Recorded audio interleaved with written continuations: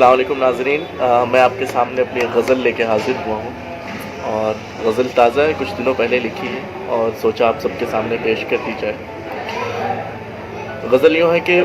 میرے دل کو توڑ کے تم جا سکتے نہیں، میرے دل کو توڑ کے تم جا سکتے نہیں،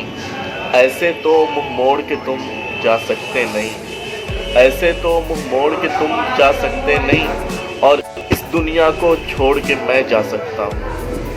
اس دنیا کو چھوڑ کے میں جا سکتا ہوں،